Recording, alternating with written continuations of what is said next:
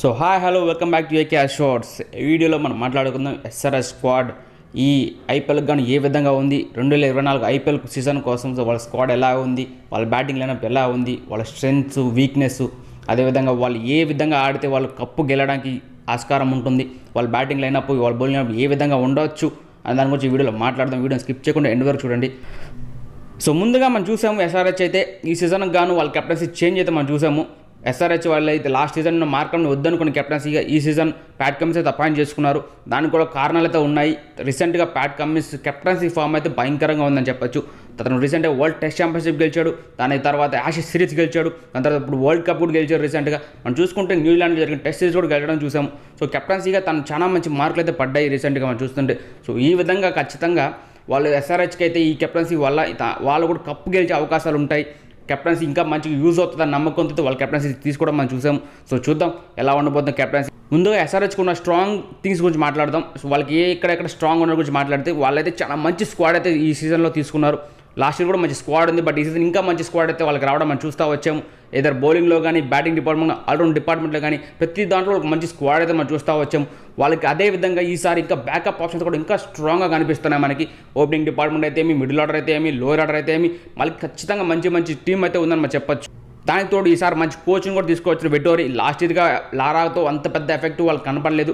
ఈసారి వ్యానల్ విటోరీని తీసుకొచ్చారు. అతను కూడా మంచి ఎక్స్పీరియన్స్ కోచింగ్ స్టాఫ్లో ఐపీఎల్ ఆడిన అనుభవం ఉంది. అదేవిధంగా రీసెంట్గా జరిగిన వరల్డ్ కప్లో కూడా, ఓడిఐ వరల్డ్ కప్లో కూడా అతను కోచింగ్ స్టాఫ్లో ఉన్నాడని మనం చూస్తూ వచ్చాం. సో డానియల్ విటోరీ దగ్గర మంచి ఎక్స్పీరియన్స్ ఉంటుంది. దాన్ని యూజ్ చేసుకుంటే, కోచ్గా యూజ్ చేసుకుంటే మన సీజన్కి మాత్రం కప్పు కొట్టే అవకాశం చాలా బాగా కనబడుతున్నాయి.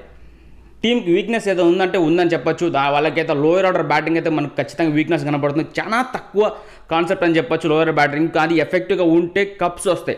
ఏదైతే టాప్ ఆర్డర్ బ్యాటింగ్ ఆడితే బాగుంటుంది, అదేవిధంగా లోయర్ ఆర్డర్లో కానీ మంచి బ్యాటింగ్ అని ఉంటే మాత్రం వాళ్ళు ఎక్కువసార్లు కప్పు కొట్టే అవకాశం కనపడుతుంది. మనం రీసెంట్గా చూసుకుంటే ముంబై ఇండియన్స్ కూడా లోయర్ ఆర్డర్ బ్యాటింగ్ ఎప్పుడు స్ట్రాంగ్గా ఉంటూ వచ్చింది.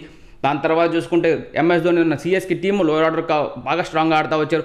దానివల్ల వాళ్ళకి ఎక్కువ కప్స్ ఉండడం కూడా దాని ఒక కారణం అని చెప్పొచ్చు. ఎందుకంటే టాప్ ఆర్డర్ ప్రతి మ్యాచ్ ఆడలేరు. ఒకవేళ ఫెయిల్ అయితే లోయర్ ఆర్డర్ బ్యాటింగ్ మాత్రం చాలా యూజ్ అవుద్ది. ఇక్కడ కూడా ఎస్ఆర్హెచ్ కొంచెం డౌట్ కనపడుతుంది. లోయర్ ఆర్డర్ బ్యాటింగ్లో అంత ఎక్స్పీరియన్స్ లేదు. అబ్దుల్ సమద్ లాంటి లోకల్ టాలెంట్నే ఉపయోగించుకుంటున్నాం, కానీ ఒక ఎక్స్పీరియన్స్తో ఉన్న ఒక లోయర్ ఆర్డర్ బ్యాటింగ్ అయితే మనకు కనపడలేదు.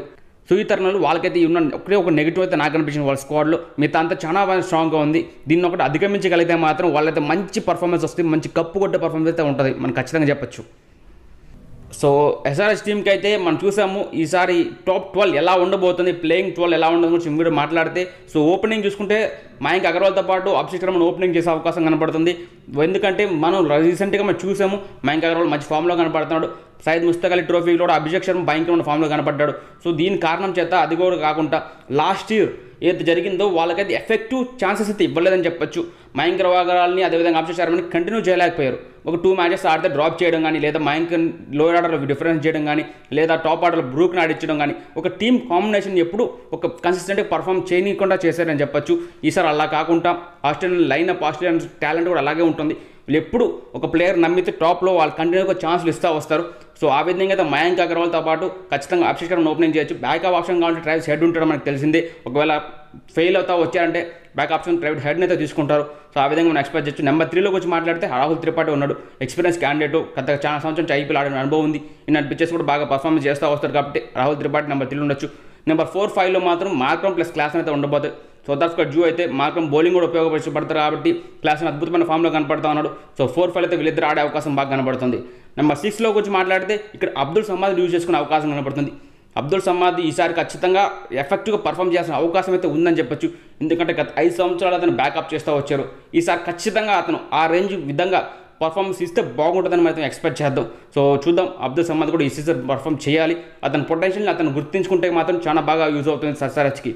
నెంబర్ 7 గురించి మాట్లాడితే వాషింగ్టన్ సుందర్ అయితే 7లో ఆడించే అవకాశం కనబడుతుంది. సుందర్ మనకు తెలిసిందే ఆల్రౌండ్ ఆప్షన్, చాలా లాస్ట్ ఇయర్ కూడా తీసుకున్నారు. మధ్యలో ఇంజరీ కారణంగా బయటకు వెళ్ళడం చూసాము. ఈసారి నెంబర్ 7లో సుందర్ అయితే ఉండబోతాడు కాబట్టి నెంబర్ 7 సుందర్ని ఎక్స్పెక్ట్ చేయొచ్చు. నెంబర్ 8లో చూసుకుంటే ప్యాట్ కమిన్స్ ఆడే అవకాశం కనబడుతుంది. వాళ్ళకి బ్యాటింగ్ లైనప్ ఎలా ఉందంటే నెంబర్ 8లో కమిన్స్ వచ్చే అవకాశం కనబడుతుంది. చూసుకోండి ఏ విధంగా ఉందో. వాళ్ళకి స్ట్రాంగ్ బ్యాటింగ్ లైనప్ ఉంది. ప్యాట్ కమిన్స్ కూడా మనకు తెలిసిన లోయర్ ఆర్డర్ భయంకరమైన పెద్ద హిట్లు కొట్టగాడు మనం చూస్తూ వచ్చాం. సో ప్యాట్ కమిన్స్ నెంబర్ 8లో ఎక్స్పెక్ట్ చేయొచ్చు. ఇంకా 9లో చూసుకుంటే హస్రంగానే అయితే మనం ఎక్స్పెక్ట్ చేయొచ్చు. పడింది హస్రంగా నెంబర్ 9లో మనం చూడొచ్చు. అతను లెగ్ స్పిన్ ఉంటుంది, దాంతోపాటు మంచి బ్యాటింగ్ కూడా ఆడగలుగుతున్నాడు. రీసెంట్గా మనం చూస్తే బ్యాటింగ్ కూడా బాగా ఆడుతున్నాడు కాబట్టి నెంబర్ 9లో హస్రంగా తీసుకుంటే చాలా యూస్ఫుల్ అవుతుంది. ఇలాంటి ఇండియన్ పిచ్చెస్లో లెగ్ స్పిన్ ఆప్షన్ చాలా యూస్ఫుల్ అని చెప్పొచ్చు. అది కూడా చాలా తక్కువ దొరికి హస్రంగా కొనుక్కోవడం అనేది ఒక జాక్పాట్ బై అని చెప్పొచ్చు. అతను చాలా ఎఫెక్టివ్గా పర్ఫామ్ చేసే అవకాశం ఉంది. బ్యాటింగ్ కూడా తనకు కొంచెం కూడా ప్రూవ్ చేయగలడు కాబట్టి నెంబర్ 9లో హస్రంగా అనుకుంటే ఇంకా 10, 11, 12లో వీళ్ళలో ముగ్గురు పేసర్లు తీసుకుని రాబోతారు. అది మన ఇండియన్ కండిషన్స్ తీసుకోవచ్చు. దాంట్లో ఉమ్రా మాలిక్, భువనేశ్వర్ కుమార్, నటరాజన్ వీళ్ళు ముగ్గురు ఉండే అవకాశం చాలా బాగా కనపడుతుంది. ఎక్స్పీరియన్స్గా ఉంది తెలుసు మనకి నటరాజన్ ఎక్స్పీరియన్స్ మనకి చాలా చూస్తూ వచ్చు. ఉమ్రా మాలిక్ కూడా ఆస్ట్రేలియన్ కాబట్టి చాలా లైక్ చేస్తారు ఎక్స్ట్రా పేస్ని. సో వాళ్ళకున్న మేనేజ్మెంట్ కూడా అలా ఉంది కాబట్టి ఖచ్చితంగా ఉమ్రా మాలిక్ని ఈసారి స్క్వాడ్లో చూడొచ్చు మనం. ఖచ్చితంగా కంటిన్యూగా ఛాన్సెస్ రావచ్చు. ఒకవేళ ఫెయిల్యూర్స్ వస్తానంటే కావాలంటే బ్యాకప్ ఆప్షన్స్ ఆకాష్ సింగ్ ఉన్నాడు, దాంతోపాటు మనకి జయదేవ్ ఉన్నత్కర్ ఉన్నారు. సో బ్యాకప్ ఆప్షన్స్ కూడా చాలా బాగా కనపడతా వచ్చాయి. సో ఇలా చూసుకుంటే మన ఇండియన్ కండిషన్ అయితే టాప్ 12 అయితే భయంకరంగా స్ట్రాంగ్గా కనపడుతుంది. ఇది కాకుండా వాళ్ళకున్న బ్యాకప్ ఆప్షన్స్ చూసుకుంటే ఒక ఓపెనింగ్లో ఫెయిల్ అయితే ట్రావిస్ హెడ్ ఉంటాడు, మిడిల్ ఆర్డర్ ఫెయిల్ అయితే గ్లెన్ ఫిలిప్స్ ఉంటాడు, లోయర్ ఆర్డర్ ఫెయిల్ అయితే ఇంకొక బ్యాట్స్మెన్ కావాలంటే షజాబ్ అహ్మద్ కావాలంటే వాషింగ్టన్ సుందర్ ప్లేస్ని తీసుకురావచ్చు. సో ఇలా వాళ్ళకి బ్యాకప్ ఆప్షన్స్ అయితే చాలా స్ట్రాంగ్గా కనపడుతుంది ఎస్ఆర్హెచ్కి. సో వాళ్ళు చూద్దాం ఏ విధంగా వాళ్ళు పర్ఫామ్ చేస్తారో, వాళ్ళకున్న స్క్వాడ్ని ఎటువంటి యూటిలైజ్ చేసుకుంటారో. నిజంగా చాలా స్ట్రాంగెస్ట్ స్క్వాడ్ అయితే ఉంది వాళ్ళకి. ఆ స్క్వాడ్ కూడా బాగా పర్ఫామ్ చేస్తే మంచిగా సార్ కప్పు కొట్టాలని ఆశిద్దాం. సో హోప్ఫుల్లీ ఈసారి కప్పు కొట్టే అవకాశం చాలా బాగా కనబడుతుంది. చూద్దాం. సో వీడియో నచ్చితే లైక్ చేయండి, మీ ఫ్రెండ్స్ షేర్ చేయండి, ఎంత అప్లోడ్ కామెంట్ చేయండి, సబ్స్క్రైబ్ అవ్వడం మర్చిపోకండి. మీకు నచ్చిన ప్లేయింగ్ 12 కూడా కామెంట్ చేయండి, నేను కూడా చూస్తాను. నచ్చితే అప్డేట్ చేద్దాం. So please subscribe.